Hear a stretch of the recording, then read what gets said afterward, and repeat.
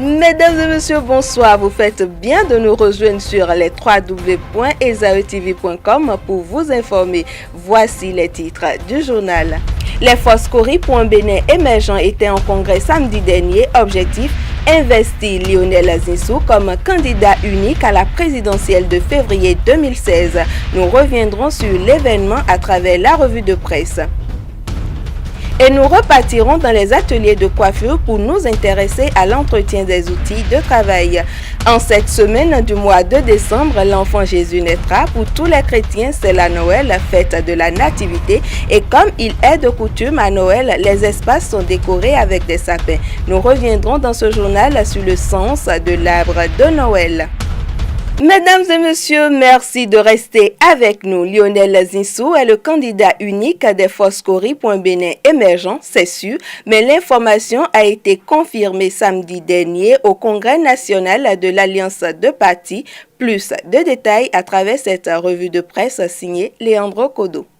Les forces Cori pour un Bénin émergent, FCBE, portent leur choix sur Lionel Zinsou, peut-on lire en manchette de l'Humanité.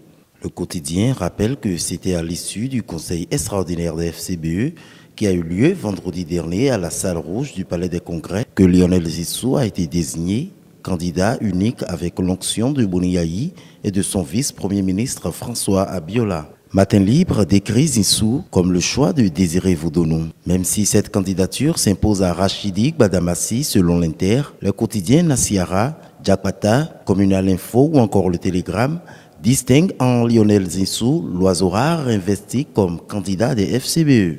Talon gagne l'Alliance nationale pour la démocratie a publié ce jour le matin. Même son de cloche chez le Soleil Bénin Info.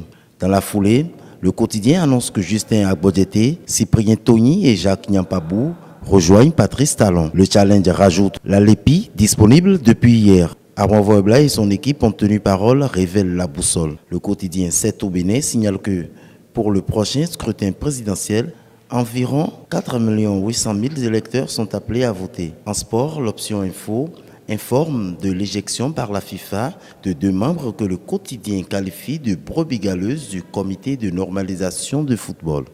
Qu'il vous souvienne que la semaine dernière, nous étions à la découverte du métier de coiffeur. Nous revenons sur le sujet et c'est la santé des clients qui nous intéresse cette fois-ci. Une santé qui passe par l'entretien des outils, pour la plupart tranchants. Suivez ce reportage de Enoch Laradé à cet effet. Un ciseau, une tondeuse, une lame. Ces quelques outils que voici sont utilisés par les coiffeurs pour la coupure des cheveux. Ces matériels sont pour la plupart des objets tranchants et donc le risque de contagion n'est pas zéro. Mais dans un salon de coiffure, utiliser ces outils est possible si l'on y prend garde. On essaye de désinfecter notre tondeuse par les petits trucs là, les alcools. On a certains produits ici qu'on prend pour désinfecter nos tondeuses, pour pouvoir satisfaire nos clients. Nous, on nettoie avec l'alcool ou bien eau de javel.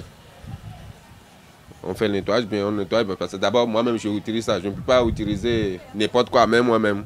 Des clients ont leur préférence de salon de coiffure pour raison de propreté et de santé.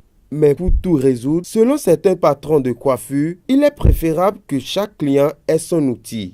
Ce que moi je souhaite, si tu as un client, tu as l'argent, je préfère que tu as ton dose personnelle, quoi. Tu viens avec ça, on te fait la coiffure, puis tu rentres avec ça. Des outils de coiffure pour chacun est donc possible, mais savoir en prendre soin reste indispensable.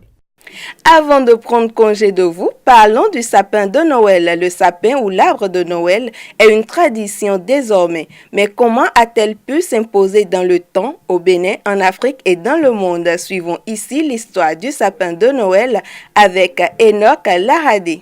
L'arbre de l'enfantement, aujourd'hui arbre de Noël, est tout un symbole qui a évolué au cours du temps. Le jour du 24 décembre était considéré comme la renaissance du soleil. À chaque mois lunaire était associé un arbre et l'arbre de l'enfantement était celui du 24 décembre pour le rite païen.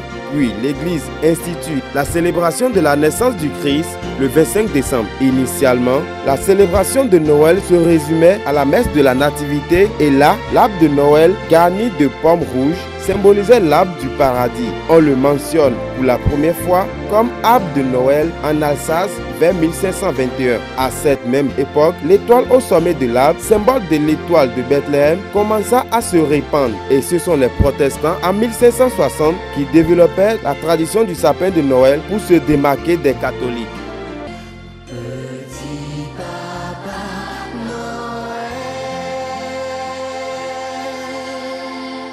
Merci de nous avoir suivis. Excellente semaine à tous et bon congé à ceux qui sont déjà au repos. L'excellence a un nom et ceci même en matière d'information. Merci de nous avoir reçus.